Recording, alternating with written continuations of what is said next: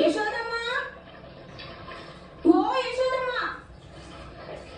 యశోదమ్మ చూడు మీ కృష్ణుడు ఏం చేశాడు. 3 రోజులు కూడబెట్టిన వెన్నంతా తినేశాడు. నీ వానరాన్ని నీవు అదుపు చేయలేకపోతే కనీసం వాడిని ఇంట్లో బంధించి ఉంచుకో. వాడు కాదు వానరుడు, మీవాడే. నా కృష్ణుడు గంధర్వులందరి సుందరుడు. అయితే మారగా కట్టుకుని మెడలో వేసుకో. మా జీవితాలతో ఆడుకుంటాడేంటి వాడు? నీవే స్వయంగా వచ్చి కృష్ణుడిని దండించు, లేదంటే మేమే ఏదో ఒకటి చేయవలసి ఉంటుంది. ఇప్పుడే చూస్తాను. కానీ ఒకవేళ వాడు మీ వెన్న తిననే లేదంటే గుర్తుంచుకోండి, మీ అందరినీ నేను ఎలా శిక్షిస్తానంటే జీవితాంతం మీరు మర్చిపోలేదు. పదండి. పద.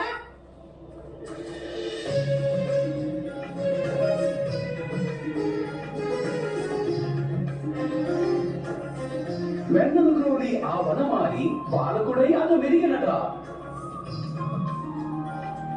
చిన్ని కృష్ణుడు ప్రేమని పెంచి మధురవాసులకు తృప్తి నొసగినట.